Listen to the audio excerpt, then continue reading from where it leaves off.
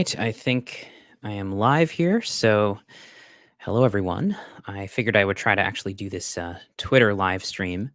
I think I'm also connected over at YouTube and Facebook as well. So there's a multi-stream going on here. But that being said, it's good to be back on for a live session. It's been quite some time since I've actually done one of these.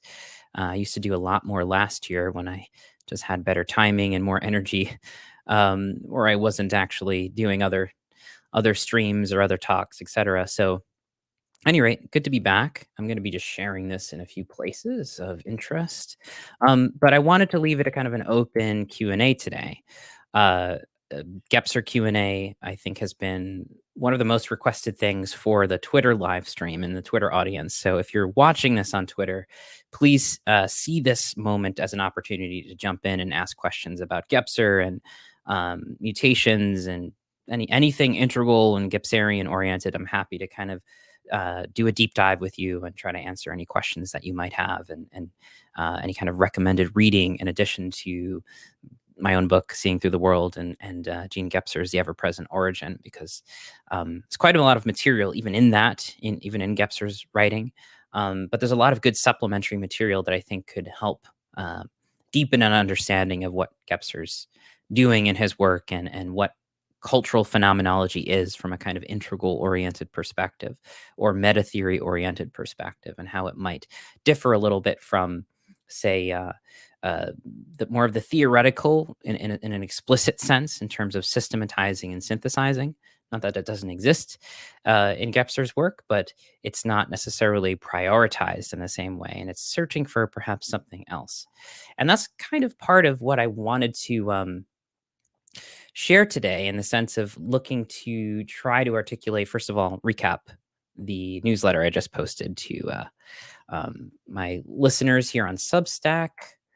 Uh, and I just did a quick little overview of the last month and sort of what to look for coming up for February. So let me start there, and then we'll get into more questions. And again, please post them, share them. I think you can do this on Twitter. I'm going to be monitoring my Twitter feed as well, in case that is somehow, for some reason, separate. I don't know how all this works, so please bear with me between all these different feeds. So, okay. First of all, I will post the newsletter, if you haven't already seen it, in the chat. For those who are on Facebook, I think you'll see this. But I posted this newsletter today, the Liminal and Metamodern Art. And I know that's a bit of a, how do you call it? It's a bit of a way to kind of bring people in. It's a teaser, but I don't know necessarily if this is going to be a discussion on liminal and metamodern art in a way that you may be thinking. But I will be touching on it. And so, first of all, let me just begin and open up with the opening writing that I did today for the newsletter, because I think it sets the tone for everything else we'll be exploring. And okay, so here we go. It's only 2 paragraphs or so. Another year has arrived, another personal revolution around the sun. 35 years as of this January 2022. The specificities of clock time are blurry these days, like a lens permanently out of focus. One number mistook for another. And the context for this is I almost wrote 2023, and I had this question of what the hell where are we? When are we in time? Is it 2022 or 2023? Years rendered into a sliding scale. The when of pandemic time seems to be quite comfortable, shucking off the dichotomous husk of January, February, then, now, fast, slow, yesterday, tomorrow, of oscillating superpositions. If this vertiginous temporalization ends up retuning culture to the rhythm and intensities of Anthropocene time, then we should embrace being good and lost so that the world might find us again. It's time to get to know that strange stranger, the present, who appears to be pointing out to us that the weirdness we've been experiencing is due in part to the fact that we're already standing in the realities of the Anthropocene future. The new ancient ground underneath rises up to meet us. It's time to land somewhere and meet the slow urgency of recontextualization. If you don't know the land you're standing on, then it might be time to hesitate, go back, look forward. You can find your way through relationship, but you have to linger for that to happen. And that's where it concludes. But I close with an Ursula K. Le Guin quote. When mind uses itself without the hands, it runs the circle and may go too fast. The hand that shapes the mind into clay or written word slows thought to the gate of things and lets it be subject to accident and time. Purity is on the edge of evil, they say. And that's from Always Coming Home by Ursula K. Le Guin.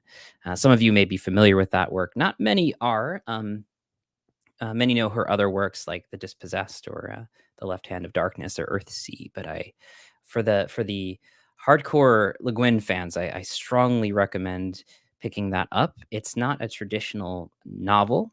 It's more of a collection of short stories with a kind of through arc in terms of there is a longer story that is woven into and amidst other collections and fragments of this future culture that Le Guin imagines existing in the Northern California sometime in the future. It's a very interesting meditation on place and our relationship with place, and a kind of as Le Guin says, a yin-topia rather than a yang-topia, a way of which we can imagine being in relationship with the world that does not afford us a kind of runaway relationship with technology or capitalism, etc. A more humble relationship with place. So, starting with all that, I'm going to just check my post here on Twitter to see if I am catching anybody or anybody who wants to jump in on Twitter. Please send me a note if that's how it works. If there's a comment section, I'll be looking out for it.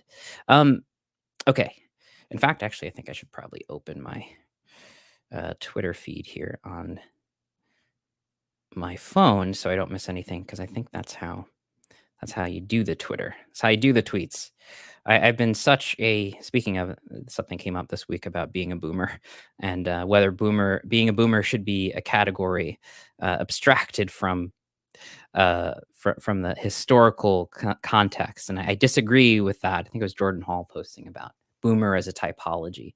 And I don't think that's necessarily a good idea. I think it's good to kind of bring some context to why that word is being used right now. But at any rate, the way I think this works actually is I'm not seeing necessarily any comments yet on Twitter, but just to let you know, I am watching.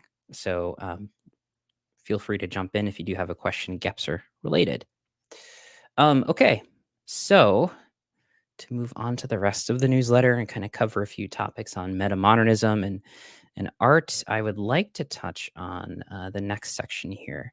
First of all, something coming up this February is the Gebser course that I offer every year, Seeing Through the World, Integral Consciousness in the Ever-Present Origin.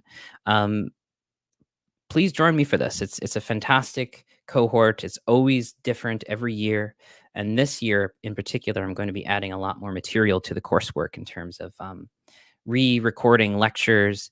And if you've ever been interested in doing a deep dive in the ever-present origin, this would be a course to do that through, in the sense that I'm going to be, the course is structured as almost a kind of read along with commentary by me, introductory context for Gebser's writing, and at least my own personal exegesis on the text itself as we read through the assigned chapters. And there's only assigned chapters. It's not a whole cover to cover. So if you're intimidated by the size of the ever-present origin as a kind of weighty tome, this might be, again, a good introduction for you. And we're going to be meeting about bi-weekly, every other Sunday or so at 3 p.m. Eastern. So if you're interested, it starts February 20th. So letting you know about that. I also wanted to mention, so there's a few interrelated themes here that have been going on. One is I was asked by Evolve Magazine to do a review of The Dawn of Everything by David Wengrow and David Graeber. And that has been a part of a longer discussion since last summer, really, on the great stage debate. And can we talk about the evolution of consciousness moving through succinct and sequential stages? And of course, if you're taking more of the position that Graeber and Wengrow do, and I think most anthropology does, generally speaking, most social science doesn't really frame things that way to begin with. But in our circles, eh, that are in some sense, I wouldn't exactly say reactionary, but some of them are certainly. In our circles, in these countercultural circles, it's in vogue again to be a big picture thinker and to search for ways we can retrieve meta narratives, macro historical perspectives, and talk about those things in a kind of systemic or overarching synthesis, right? Is history going somewhere? Are there stages to human cultural evolution, etc.? Um, I am equally as guilty of doing this as the next perhaps meta theorist is, in the sense that I'm working with someone like Gebser and Gebser's writing and integral philosophy that is looking at this sort of macro historical view.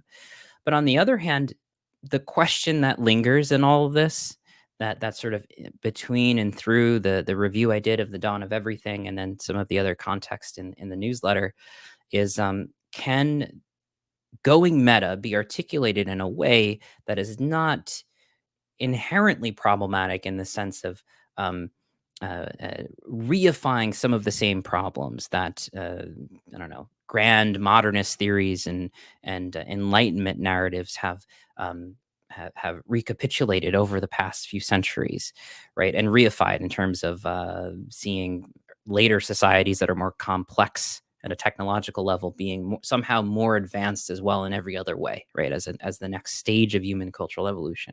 Is there a more nonlinear approach to the evolution of human consciousness and culture? And to varying degrees, I think some scholars and writers in our field have articulated less linear approaches and expressions of um, the evolution of consciousness. My own personal bias, of course, is Gebser's work, but I also recognize there are others. I think Henry Andrews is doing some great work with, say, for example, Claire Graves. And I also see William Irwin Thompson doing something interesting, or did something interesting in his work as well with cultural ecologies. And to some degree, I think Zach Stein is touching on that. He's also drawing from William Irwin Thompson, among others. So it's present in the work, but it's not necessarily at the forefront. I think for the most part, the emphasis in these circles tends to be these very stage-centric meta narratives about history unfolding in a particular direction.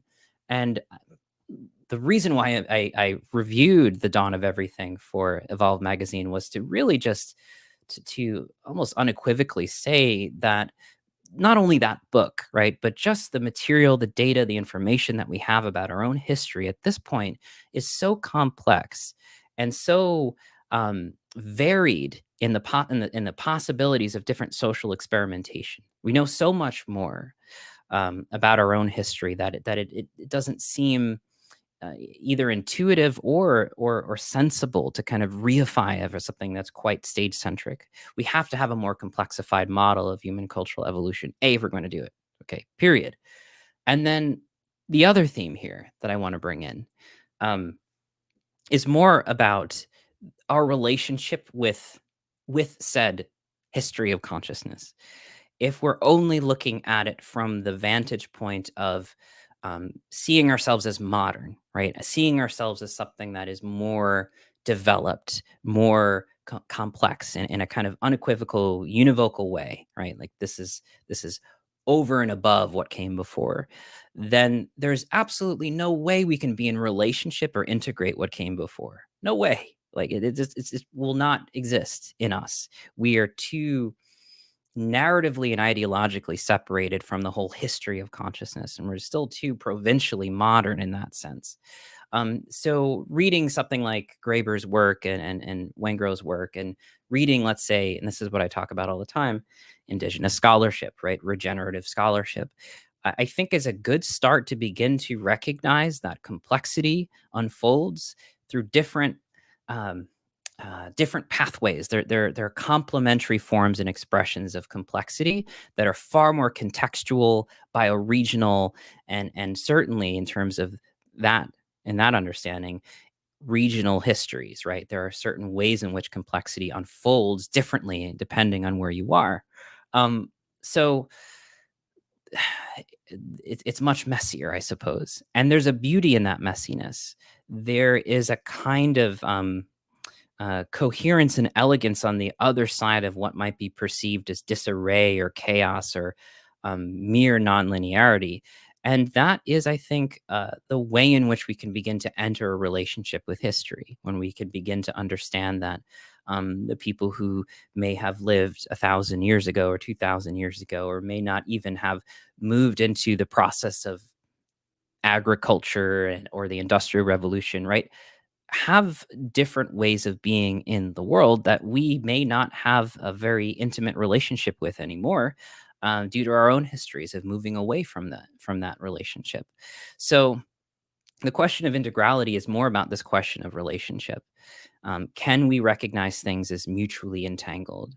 Um, does the evolution of consciousness look more like the shape of a rhizome or a mycelial network, where there's all these different unfolding relationships and then shifting and reorienting relationships, so that the past history of consciousness might also become the future, right? And this is very much the theme of my next book, is to sort of um, entertain this idea of the time as a rhizome, right?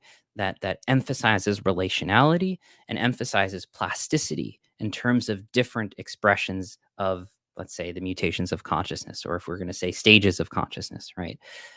Previous stages can come back in interesting ways, right? And need to be integrated.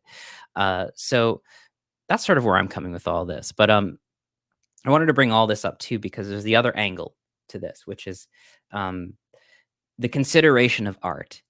And there's a really good episode that I really enjoyed chatting with Henry Andrews for the Hello Metamodernism episode.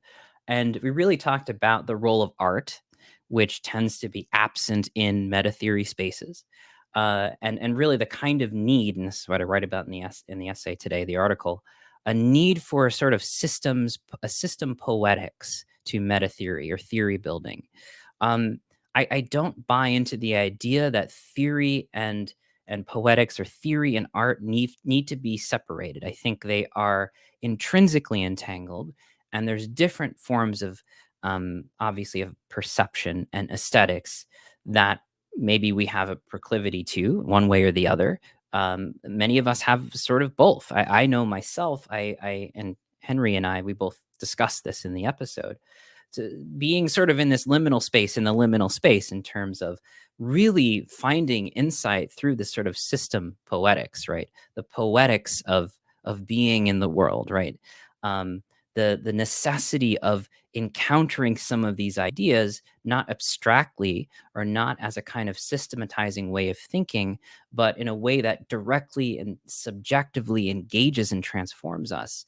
And theory isn't always good for that. Sometimes it can be, but to have I guess, a more intimate relationship between theory and quote unquote poetics or art is what I'd be looking for. And I see desperately missing in some of these spaces, in terms of the thinkers and the pundits and the folks who are in some kind of role of leadership in, let's say, the metamodern or game B communities, etc. And that was part of the context for Henry and I talking. Um, and I also mentioned that part of my own background is obviously with Gebser's work, looking at cultural philosophy, which Gebser understood to be a method and an art, a form of art. So he saw what he was doing, even in the intellectual vein, to be somehow poetic and artistic and creative. But then also William Irwin Thompson's work, who is a historian and integral philosopher, phenomenologist of consciousness as well. And his term for this is Wissenkunst, knowledge art. Really, that's the kind of um, uh, oscillation I'd be looking for more as a kind of meta modern approach to theory making, is this oscillation between knowledge and art, poetry and theory. If we can find a way to be kind of folding and enfolding that and interrelating that in a much more demonstrably expressive and subjective way, right? Really getting into that place of liminality that Tyson Yunkaporta talked about. Um, where the new emerges, right? And I'll just mention this here because I think this is important to kind of hit home about. But in the article I was writing about the recent Game B video, which came out. It's a short film by Jake Ruiz, and it was collaborated on with a few of these metamodern scholars, thinkers, um, pundits. I don't know what to call them. The folks in Game B, right? I think they collaborated with him about the script and direction of the film. It's short, and I didn't really want to comment on that per se, other than sure I enjoyed the pixel art style, and there's some interesting context for that. But what stood out for me was more of the commentary by the pundits about the role of art in transforming culture. Um, and it was alarmingly dissociative, to put it politically. Um, the panelists had a kind of struggle with finding a relationship with art in their thinking that was more intimate. It was a question of art. It had a systemic or utilitarian role. For instance, Jim Rutt had kind of infamously at this point in my circles mentioned it as a form of interior decorating for these game B, civilization B ideas. And I really appreciated something Tyson Yunkaporta brought up in this conversation, that art is not um, it's not instrumental necessarily. It doesn't need to be instrumental. That it arises from a liminal place. Liminality in this context, for me, the way I understood what Tyson was saying was that your subjectivity, your your interiority, so to speak, your consciousness becomes vulnerable to this zone where it's intersubjective as well, of course. But there is a possibility for receiving something, to undergo and to experience something in a way that may not be conveyed rationally or instrumentally. There's a vulnerability in making art, in that we open ourselves into a kind of mystery, in a relationship with mystery. And so I wrote this in terms of, in response to, and also in reflection of what Tyson was saying during the video, the call. I was thankful for the presence of Tyson on the call, who gently noted that art comes from that place of liminality where the new emerges in the first place. There is no leaving us out of the zone of entanglement. It may be where we really need to go more often.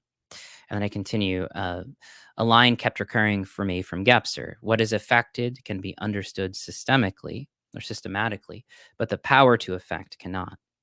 We should venture there, that place where thought does not fathom so much as be fathomed by the world. There's like a famous line, I forget who mentioned this, about art making human beings, right? Like in art imagined us in a certain way.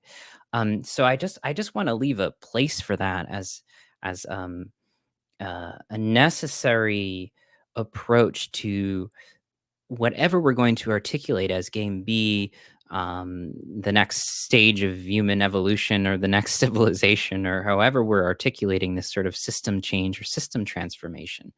If we're not accounting for, and accounting for is not the right word, but if we're not in relationship with the experiential dimensions of this transformation, we are not having a transformation in in the self-reflective way we imagine that we happen to be, right? We have not fully brought into awareness and realization the processes that are already fathoming us and working on us, right? There is a kind of ground underneath us that is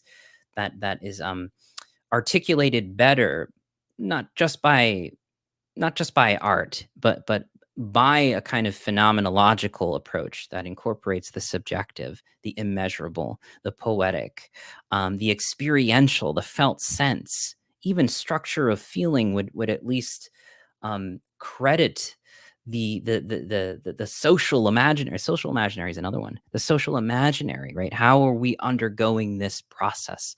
How are we being fathomed by the world so we might fathom it in return and think the kind of thought that belongs to the future, as Tim Morton talks about in being ecological, right?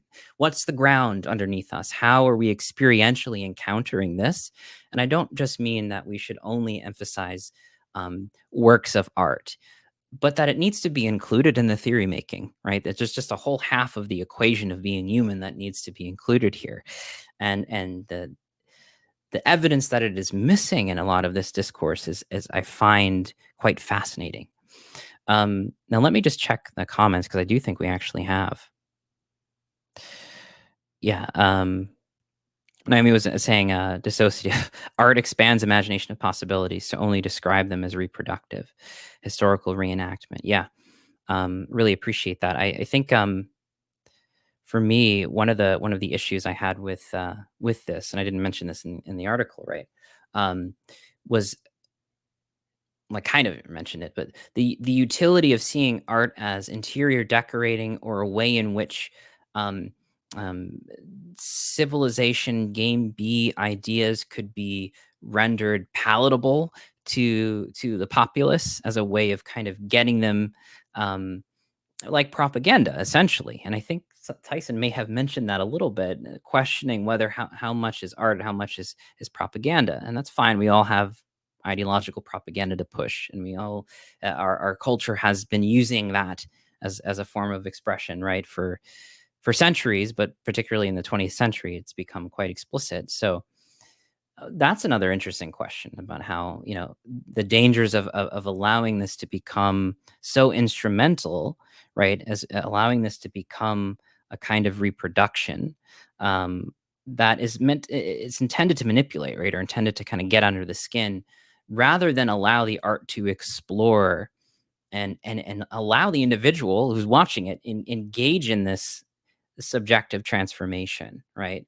Uh, Art should open and allow the world to be open, um, and help us kind of fathom those depths of being rather than close us off or kind of move us along in a particular direction, a way of thinking about things. Although, of course, it's again used very often for that. Um, yeah, and Bonarath was saying beyond propositional words and experience. Yeah, well, uh, and then show me, don't tell me. I'll imitate the useful. But again, I think useful. I don't want to underplay that either. I think there is equally in some of these spaces the dissociation also goes into considerations of material health and access to resources. And that goes into subjectivity and experience too, right? How does it feel to be in the world? Are we economically desperate and atomized and estranged, right?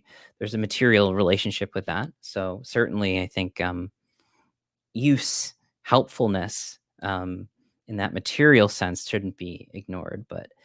Um, but yeah, so there's an interesting question, on this relationship between making something more utilitarian and something that has an aim or direction, which I think is okay. It's just art also is overdetermined, and again, I don't know. I think it can't be the complete picture. We have to get more intimate with the many ways in which art is engaged with and used beyond propaganda and utility, right? That's where I think the transformation could be much more effective, right? As Gebser says, what is affected again can be understood systematically, but the power to affect cannot. Can we whatever we're building and making in these circles, uh, can those spaces be invitations to enter that zone which has the power to affect, right? To enter that zone of transformation. It's a dangerous place. It again requires vulnerability, and encourages, I think, on the other end of this, a sense of connection and solidarity that we can imagine a different, better world, etc.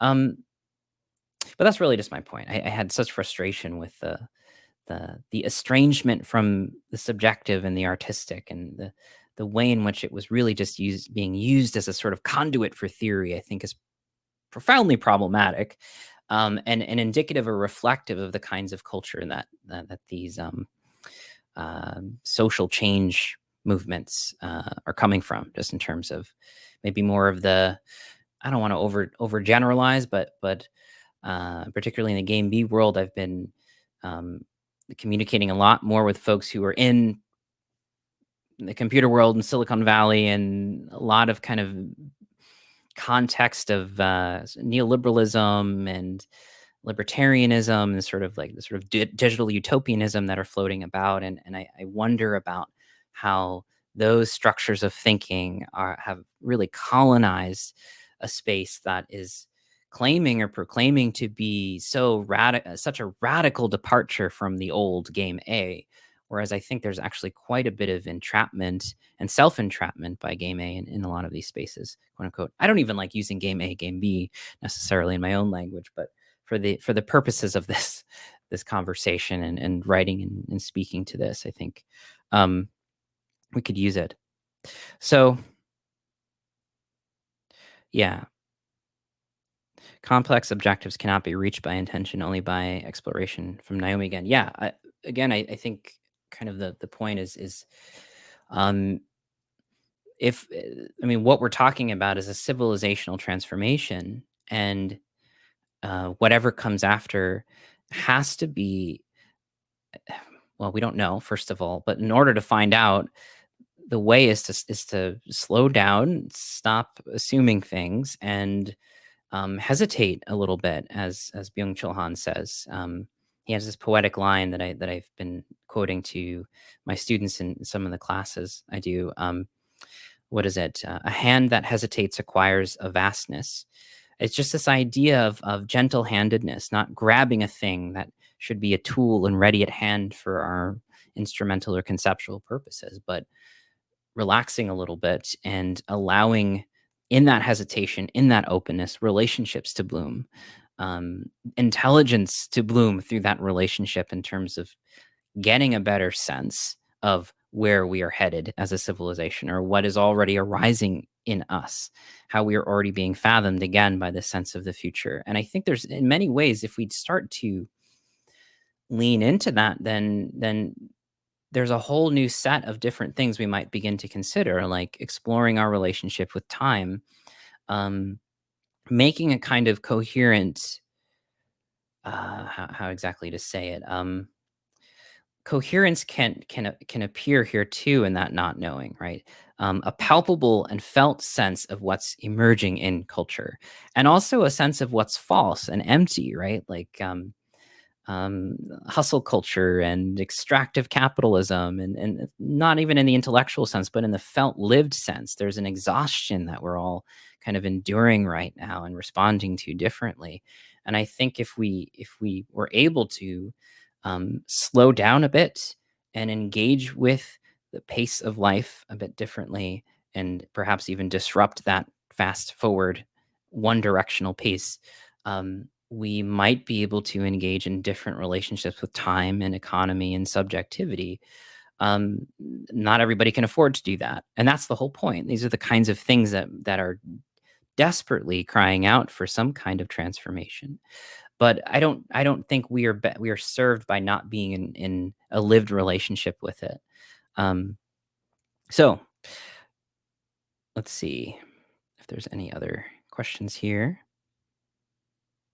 But I think that's also like Nora Bateson's work. Henry and I talked about that too in the episode. The sense of aphanopoiesis was a big topic. Um, Invisible processes that coalesce towards vitality, right? I think that was what Henry mentioned, or at least defined it as for me during the episode. Henry had a better, succinct way of articulating it than I did. Um, but yeah, I think that requires perception of that. Intelligent working with that does require an openness, right, to things, a pausing, a lingering for those kinds of relationships, and the intelligence of those relationships to set in and inform what is emerging, or what this civilizational transformation, or what this mutation of consciousness could be, and not in the abstract sense alone. I think the abstract sense is assisted by this leaning into the phenomenological, the subjective, the experiential. And again, that's, I think, very often, unfortunately, missing from being articulated in a lot of these meta theory game B circles. Whereas it should be the place where it is the most, it's showing up the most, because it's what we so desperately need. Um, Okay, let's see if there are. I've been looking at Twitter, but I haven't necessarily been following everything here. Here we go. Back onto the YouTube real quick. Lisa was saying, I was just reading, let me put this up. Just reading McLuhan. Sounds like you were channeling him. I want to thank you for mentioning that, Lisa. I want to mention too, McLuhan was good at this. Obviously, I think McLuhan has been a big influence for me intellectually, poetically, artistically. His writing does a thing that I can't exactly articulate, but it does a thing. It does something for me. Um, but I think McLuhan was also one of these scholars who was just very intuitively good at kind of understanding the role art has in sensing into in ways that we can't completely exhaustively define, sensing into these social transformations, right? And of course, there's that model that McLuhan has about technological and communication mediums, and but he it's a very sensory oriented schema, and that's what I appreciate about McLuhan. He's really kind of pointing us back to our own sensory organs, right? Our embodiment, the way in which the eye and the ear and posture and let's say orality and auditory cultures be in the world, right? Compared to how that changes when we start emphasizing the eye with writing, etc. So I really appreciate that about McLuhan, and of course he spends a lot of his time in his writing looking at artists. I think his primary intellectual muse was a novelist, James Joyce, and he described his work as applied Joyceanism. So I think again, McLuhan is case in point about um, how it might be good to engage with this kind of thinking in terms of what's emerging, what are these transformations of culture and consciousness. I think there has to be an intimacy between thinking and art that is there as a foundation. And if there isn't, again, I think it's that line about the power to affect. We may understand in an abstract sense, in a remote sense, but I question the efficacy of uh, groups of folks who want to change the world but are not engaging at that level. Um, so art is important. I don't know. Yeah, acid left. Hey, that's probably Adam.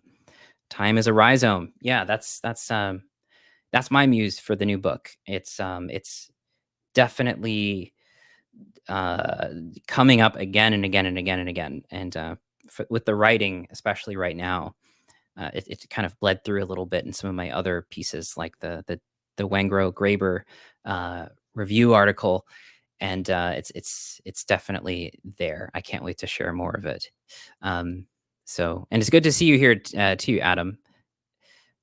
I wanted to mention that I was just on Adam's live stream earlier, and I was planning to do this one tonight. Regardless, it's Tuesday, and Tuesdays are more open for me now in the evenings. So it was just a fun little coincidence to be on to catch your stream and for you to be here now. So thanks for that. Definitely follow the Acid Left and Adam Ray Atkins' work and art. Speaking of art, we had a good conversation on Mutations last year, at the beginning of last year, I think a year ago, right? January or so. So definitely check that out in the archives if you're so curious. And we're definitely going to have another follow-up sometime soon. And this is the comment about the boomer thing. Context is important for sure, but boomer is used mostly in a state of mind kind of way. Yeah, yeah, yeah. It's become a way of like, it was my tweet to Jordan Hall in response was first like, well, I've been called a boomer and I've called myself a boomer now. Um, Last week, even when I couldn't figure out how to do the Twitter stream, right? So there's a context for that, but it's also kind of become a sort of popular culture typology in a fun way. Um, so I don't know. I don't know how far that will go, or if that will become some bigger typology for the future, as Jordan was implicating in his tweet. Um, but I cautioned the wanting to jump to it as a typology, um, because I think that might end up removing the context about our generational crisis and trauma and the structure of feeling that being a boomer and then for our generations as well are all kind of constellated around in terms of this sort of meta modern structure of feeling. Um, so that was kind of where I was going with it. But here's a good question from Brendan. How do you parse the distinctions between the postmodern and the metamodern? So yeah, I think for me that the postmodern, I've really kind of drawn a lot, I suppose, from Frederick Jameson's work, both in the historical and the sense of the like electronic culture pastiche that he talks about in his famous essay on the postmoderns, um, and I suppose there is some interrelationship here because uh, the Franco Bifo Berardi's articulation of this in After the Future, he describes it as this slow cancellation of the future, right? I think they're all kind of interrelated. Jameson talks about the sense of progress, the sense of time's directivity in modernity was at least in part due to a feeling of advancement. You could in a generation move from let's say a pastoral or agricultural life into the cities with the rapid industrializing urbanscapes, right, and the cosmopolitanism that was emerging, opportunities for work, etc. So there was this kind of very material sense within generations of moving somewhere. And Jameson talks about that as a kind of relative motion, a sense of speed and advancement, historically, more historically situated, and more relatively situated due to the, as Andreas Malm talks about, fossil capitalism, right? The kind of speed and rapidity is due to this kind of industrial move. And when we get to the late 20th century, we see a kind of slowing down and even kind of a reversal of certain gains, not only on the left in the sense of labor, which also has a sense of modernity, right? A direction, a progress of emancipation of labor and certain gains by the left, etc. Even that, of course, is slowing down. But then also there is this sense of stasis that Jameson talks about. But I would say what distinguishes perhaps the metamodern for the postmodern for me is a more complete sense of the future being canceled. Like we don't have the same structure of feeling about the future anymore. There's not a sense in which the future is good. There is a kind of melancholia and anxiety about the future that has replaced previously the sense of directivity and advancement, or rocket ships, or Apollo, or those kinds of social imaginaries of the modern have been replaced by kind of an Anthropocene imaginaries of collapse and systems change and all of these kinds of holistic interconnected problems. So I would say the metamodern is more of that inhabiting that structure of feeling of being in between, right? As metamodernity was kind of originally used, as you have good videos about. And Brendan has some great conversations on his podcast, and some really good videos. If you go into the older archives, there's some really good videos that kind of introduce a lot of these concepts in very accessible ways. I was really appreciating those when I first found your work, Brendan. Um, so where was I going with this? Yeah, just a sense of being in between, a sense of which our relationship with time in the future has really dissolved. But I would say that liminality and metaxy, right, is actually how exactly to put it, there is a sense of the future or futurability in the metamodern that the postmodern does not have, and it may not even be entirely accurate to call it meta modern. Meta is certainly, I think, very useful. Again, the etymology, right, being between, betwixt, liminal. Um, Being in between worlds, Zach Stein articulates it that way. But that's kind of why I like the meta, but I'm not sure about the modern, because I think for me, the process of this right now, to some degree, is a decentering of the modern and bringing it back into relationship with, we call it the post colonial studies or post humanism, right? But I think part of this is that process, the decentering of the modern, or finding um, other expressions of the modern articulated by other cultures, right? A truly more pluralistic and planetary context. So that's what I'd be interested in seeing a little bit more of in some of these articulations. You might say it does exist already. I'd say Bayo Akomalafe uh, it popularly articulates these positions um, in a very kind of intensified and poetic way. And I know he draws quite a bit from Deleuze. And I don't want to say the decentering of the modern as a metamodern context is a kind of um, extreme oscillation to the other to the non-modern.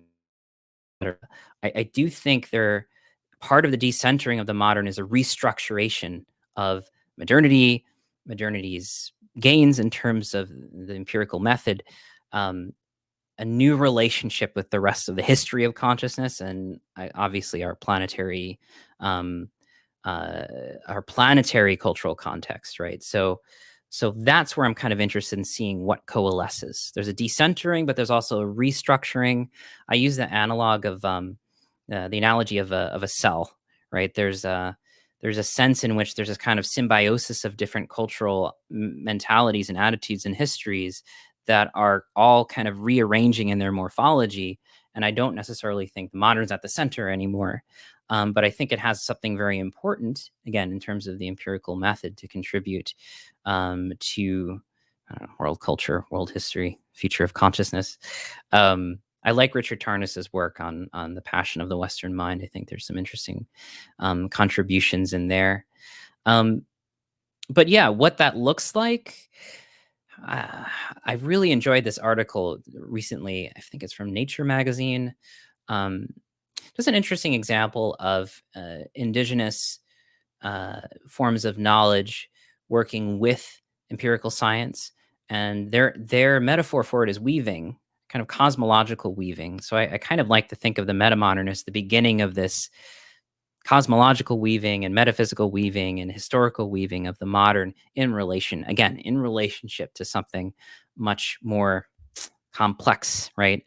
Um, so that's my way of not scaring away folks who and I agree with them who want to preserve the gains of modernity and the modern and don't want to completely reject it and throw it out. And I don't think that's what we're doing. But I do think it is undergoing a fundamental transformation so that it may not be appropriate to describe our time in the near future as meta modern, but maybe it's meta something. But hopefully that made sense. I'm still working on that. I'm still actually trying to articulate a version of this in the book writing right now. And it's not easy to kind of weave it all together in that sense, as I'm sure you know. Um, so yeah, Naomi's saying McLuhan's dialogue with Australians is just epic. I need to listen to that. I really I get a kick out of McLuhan's interviews. A lot of the times the interviewees are quite perplexed by McLuhan. Game B presupposes the next game must be completely epistemically separate, therefore ahistorical. Interesting. Um,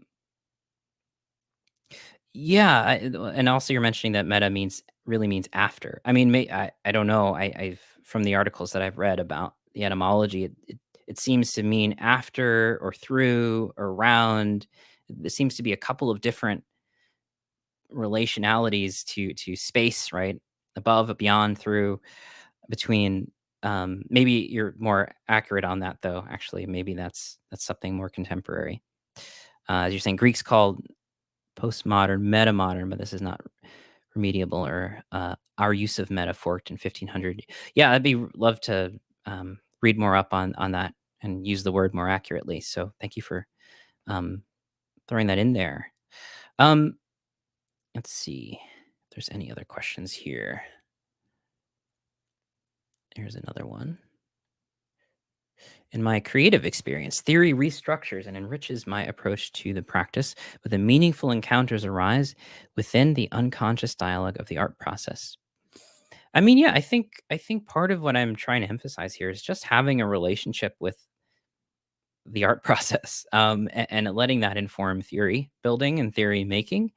Um, I like to use the metaphor of architecture and designing spaces, because there's a great way in which architecture as a metaphor for thinking emphasizes, yeah, the very structural, abstract forms of measurement, and all of that kind of work that really goes into having a knowledge of materials, etc.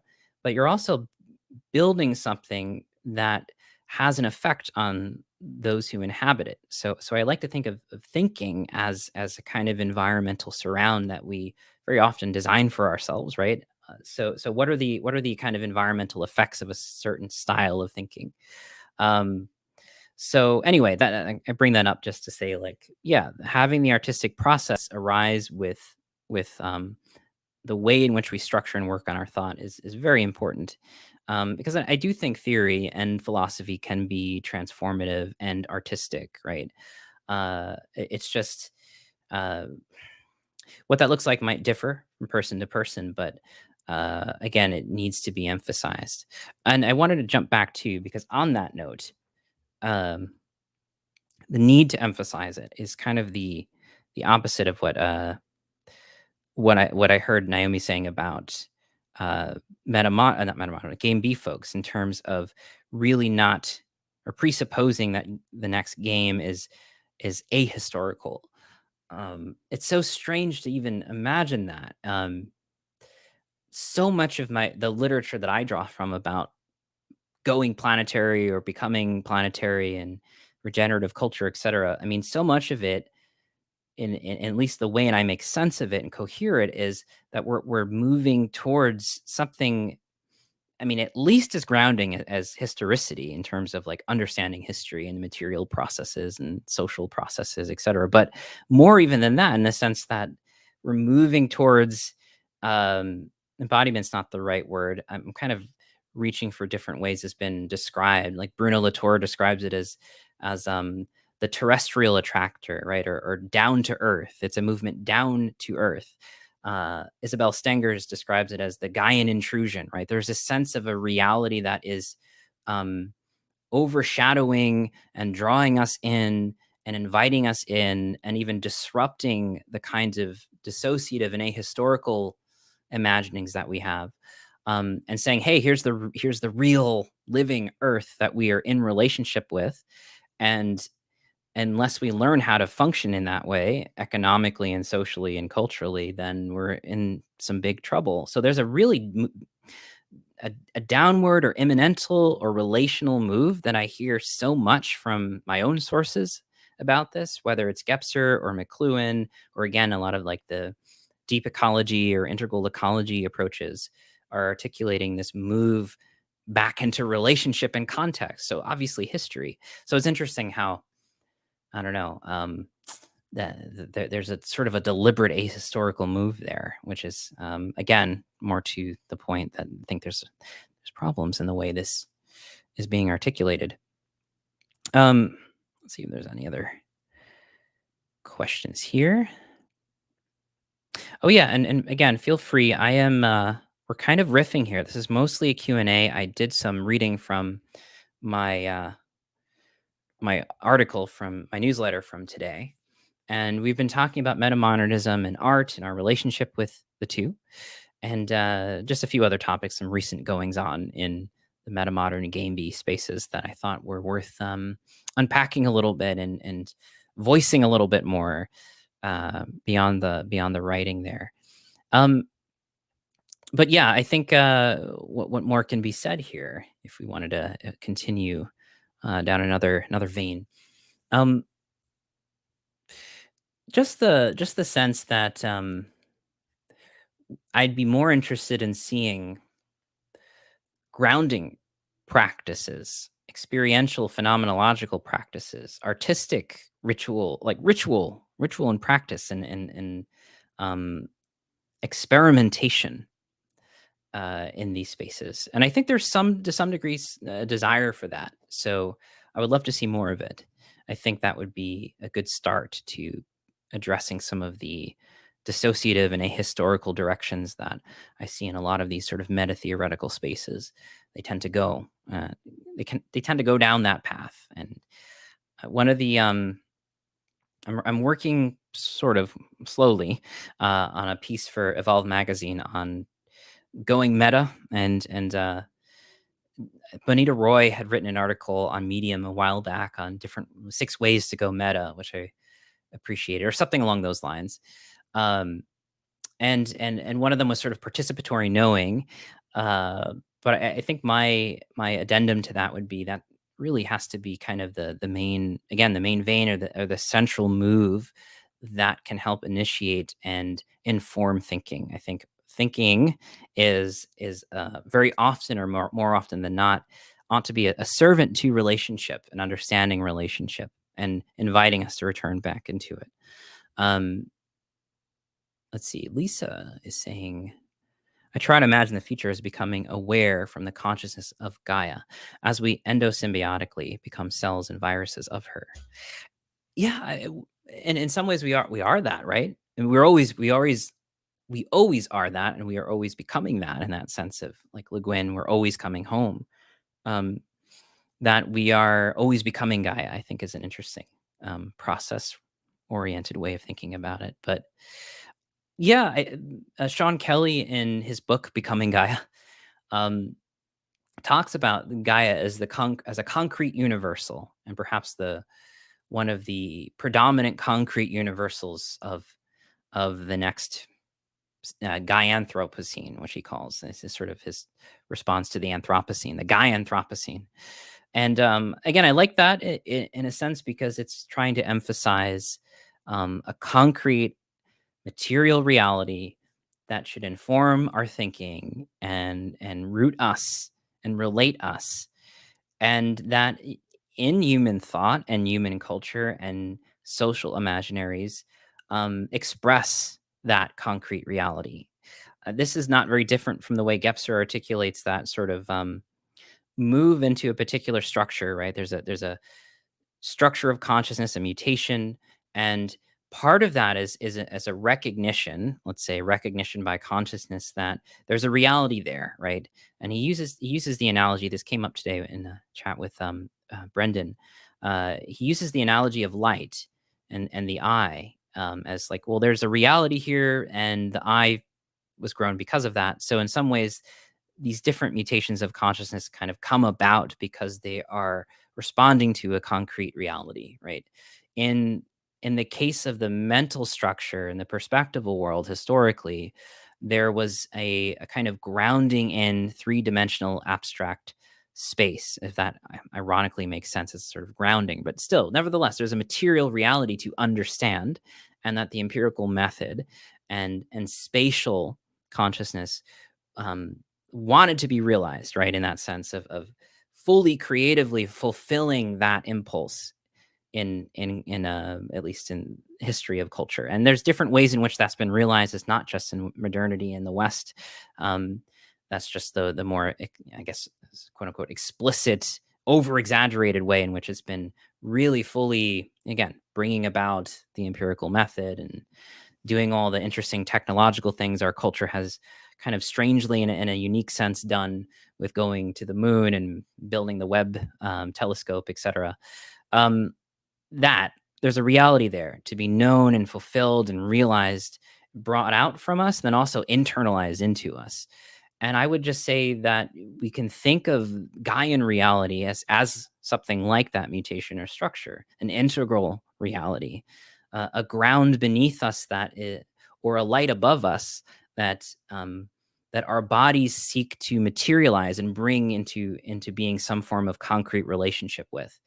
And so in the form of culture, that would be really kind of folding in these Gaian processes and Gaian realities into our social imaginaries, as economics, as art, as new forms of subjectivity, of new forms of relationship, new relationships with time, right?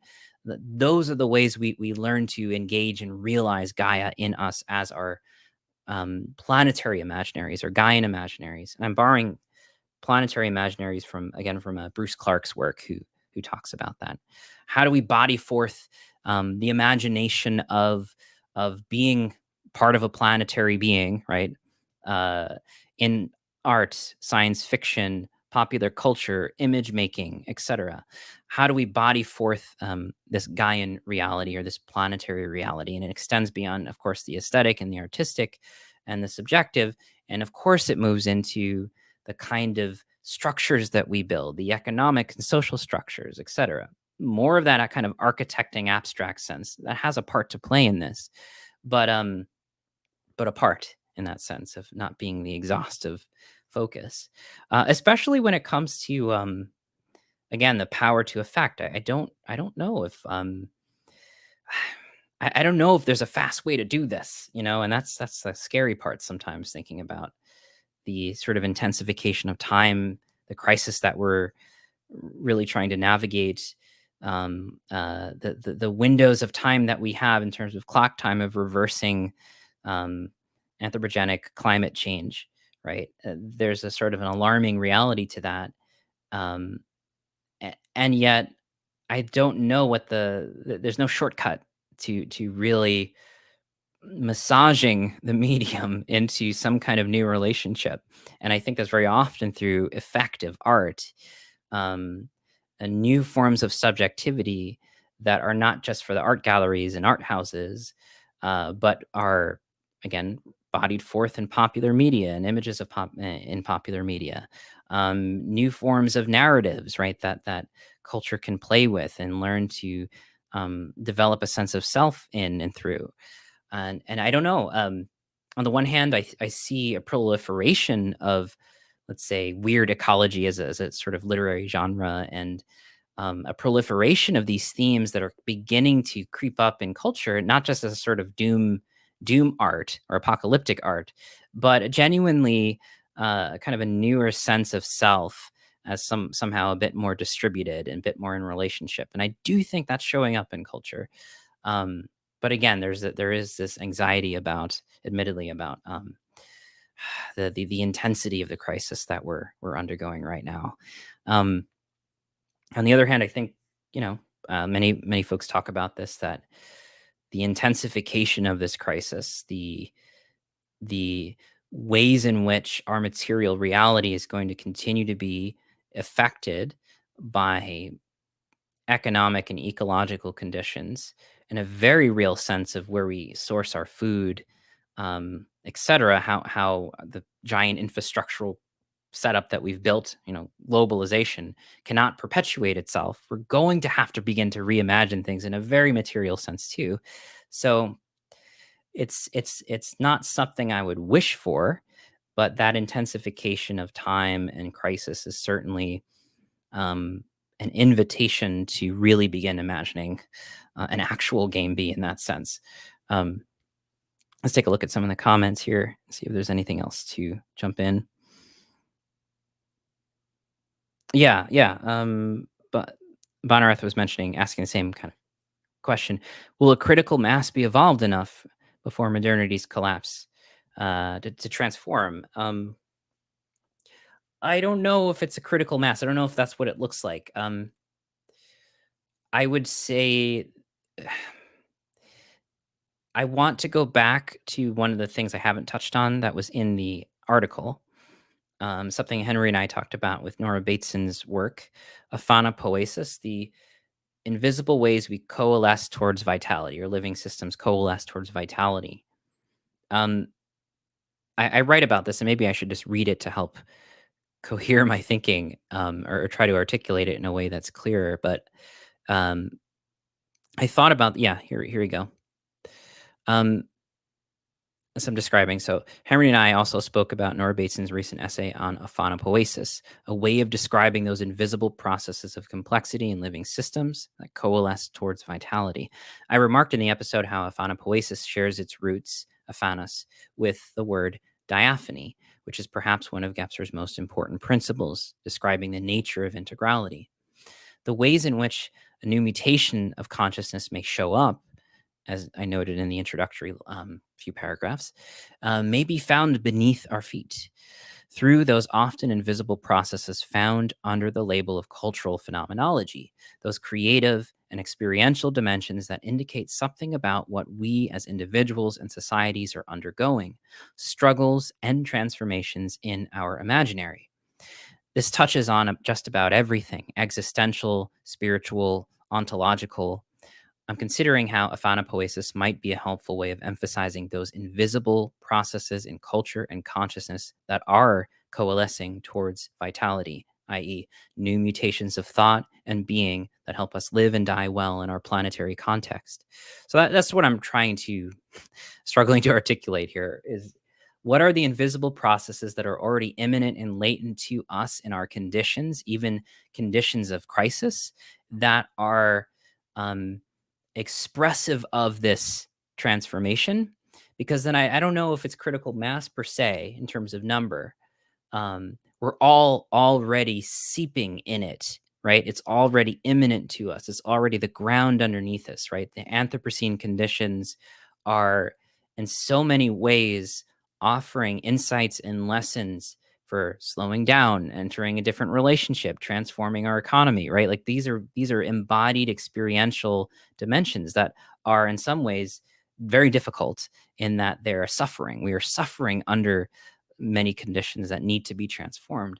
And in other ways, there are ways in which things fall apart that teach us about what's emerging. And this is something that I like from William Irwin Thompson, talking about um, his way of describing it as evil or chaos. What we perceive as evil, chaos, enunciates the next world order. And gosh, that sounds so, I don't know, conspiracy theorist oriented, but it's really not. It's the sense of um, how things fall apart also teaches us something about how they may come back together, or the ways in which the dying is contributing to the being reborn, right?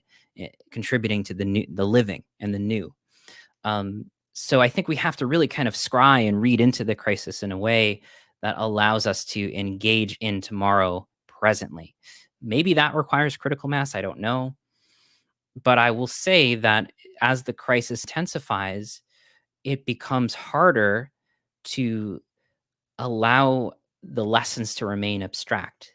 They become concrete realities. And that's sort of what I'm kind of saying about Gaia, right? That Sean Kelly articulates as this concrete reality, that um, the lesson is going to continue to intensify and continue to affect us, um, not only in the spiritual and existential senses, but in the material senses of being able to have food production, et cetera. This is what folks in the kind of metamodern bioregional subsection talk about, like Jason Snyder and Joe Brewer, talking about this regenerative turn, right? And talking about the localization and small farm futures, like Chris Smaggi talking about. Um, there is probably some kind of material correspondent to that in terms of the transformation of culture and consciousness. Materially, we're going to have to undergo some fairly dramatic transformation too, and restructuring. So where am I going with all that? Will we reach a critical mass? I don't know, but I think we can at least expect things to continue to intensify, and the lesson to be harder to ignore. And the disruptions can also be seen as opportunities to experiment with the new. And that's something that Naomi was mentioning earlier that I really appreciated. It's you need space to experiment. It's discovered through experimentation and almost play.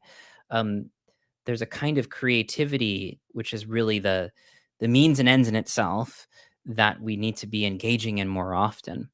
And anytime there is a disruption of uh, capitalist time, in terms of the kind of motoricity that we're all kind of stuck in with the hustle and labor, and the kinds of interruptions that, say, the pandemic has afforded some of us, to begin to go, hey, none of this is really working.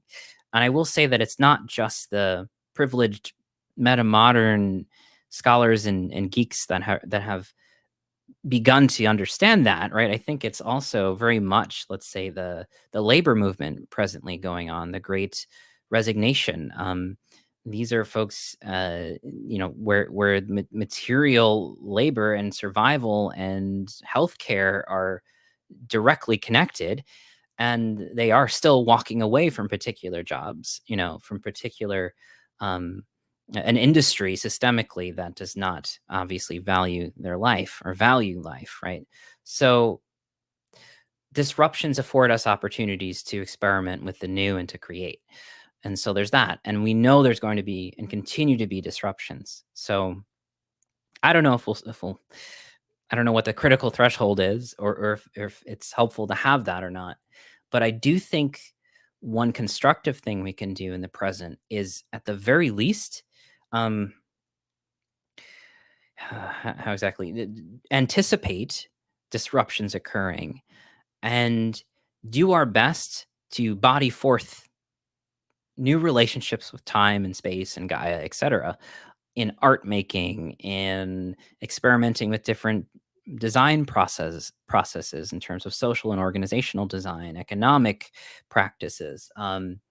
Again, very kind of immediate. How do we have a better relationship with our community and strengthen localization, et cetera? If there is a kind of bioregional localization that is going to be happening one way or another, depending on how we respond to this crisis, then it would behoove us in the present to begin to listen to that and lean into it in whatever ways we can find, both for ourselves and our community.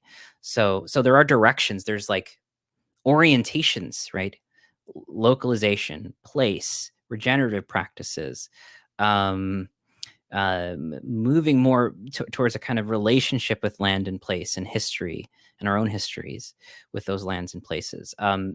These are sort of the little things we can do, but if we're artists or scholars, we might be afforded that kind of special relationship with this move, this regenerative turn, by finding ways to tell stories through that, right? To imagine that, to body it forth in our culture in some ways that allow it to be concrete and lived and shared subjectively and intersubjectively. That helps. We're already being reshaped by it, but how can we in turn contribute to the reshaping of our social imaginaries to become Gaia, right? To become ecological. I think those are very fruitful and then also empathetic moves we can do. How do we lessen the suffering? How do we mitigate the degree of loss and disaster and disorientation? This isn't a meaning crisis. This isn't about our personal meaning. This is about how do we become more present and available for this transformation? It's already happening, and how do we lessen the suffering, which at this point is almost a kind of universal suffering in terms of the potential collapse of globalization, right? And the tremendous loss of life. There's so much. It's a lot to take in, I know, but also the way you respond to it is in a profoundly human way, is in relating, connecting, coming back down to earth, making art, giving language to this cultural turn as you attempt to cohere it in yourself and in your communities. I think that's good. I don't know. We don't need to be grandiose about the answers. As macro and meta as they are in the systemic sense, I think part of it is again turning towards relationality and oh, that's really it. Turning towards relationality again, whether that's place or our own histories and the history of consciousness. Um, there's some work to be done. Obviously, many of us are very interested in the history of consciousness, and if there's a decentering of the modern in this regenerative turn, I think there's a decentering of the mental structure of consciousness and bringing in of different ways of being and knowing in ourselves. Uh, I talk with a lot of folks who are in sort of the animist communities online and that are talking quite a bit about this. So there's different ways we can find our way in this turn, but there is a turn happening, and it's either we're going to turn with it or it's just going to turn us regardless, if that makes sense. Anyway, I've been going on for a bit. Let me just see if there's any other questions and see if we can or want to close. This how Hansi's metamodernism fits in. Time needs to be afforded to more than just the trust fund kids. Yes, absolutely. Oh, that's a whole other that's a whole other discussion. I've been frustrated in the discourse around Game B as well, among many other reasons, but um, the reticence to I mean, Game Bees isn't it has more of this as a problem than, let's say, like Hansi's work, right? Where there's at least a kind of acknowledgement that Bildung or some kind of institutional and governmental baseline is something that needs to be offered, right? So, yeah, how do we care for people? First of all, and politics of care, a politics of human actualization, so that there's a good baseline for everyone. I think this is within our grasp, even within Game A, in terms of um, uh, just even a sort of democratic socialism.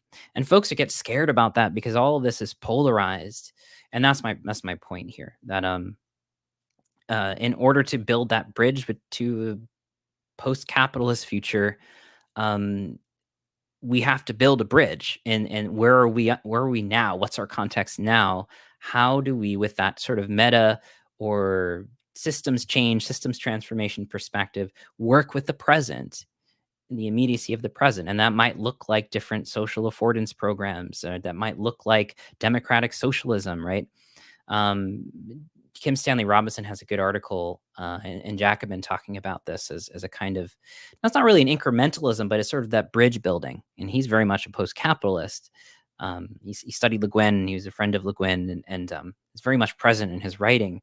But he describes it as kind of building this move from a kind of neo-Keynesianism to a democratic socialism to whatever post-capitalist future looks like, and that might have different forms of currency and digital forms of currency, et cetera. I don't know what that actually looks like, and no one can really know for sure. It requires experimentation, but there's a process or a bridge to build from here to there.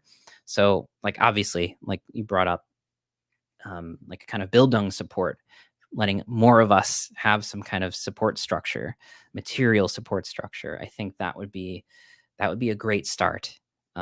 And again, without getting caught up in the kind of hyperpolarization, which is almost distraction. It is a distraction from the real discussion about how do we transform this culture and what are the kind of moves we can make in the immediate that even involves partisan politics or partisan economics in this sense.